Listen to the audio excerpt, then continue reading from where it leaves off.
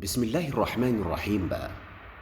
يشهد ملعب السرة بالعاصمة الكويتية عصر اليوم الجمعة يشهد انطلاقة مباريات دور الأربعة ضمن دورة السفارة السودانية التي تأتي ضمن احتفالات أعياد الاستقلال المجيد، حيث تلعب المباراتان تتابعا في ذات الملعب.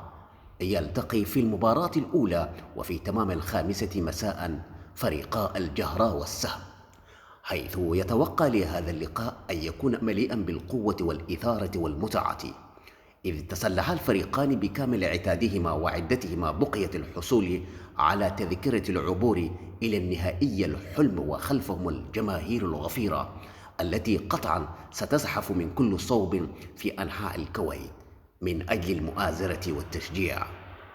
ويعقب ذلك لقاء الوطن والذي صعد على حساب إشبيلية بشق الأنفس في مباراة فاترة في أولى لقاءات الدورة بفريق الاستقلال المرصع بالنجوم، والذي قدم عرضا قويا أمام العبدلي وصعد بركلات الترجيحية إلى نصف النهائي.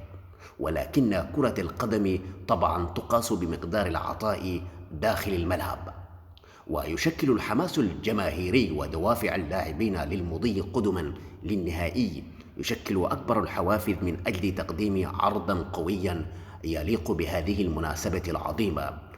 هذا وسيتأهل الفائزان إلى المباراة النهائية عصر الجمعة بعد القادمة باستاد نادي التضامن من خلال تظاهرة كروية وثقافية ضخمة أعدت لها اللجنة المنظمة التي تعمل كخلية النخل إعدادا كبيرا.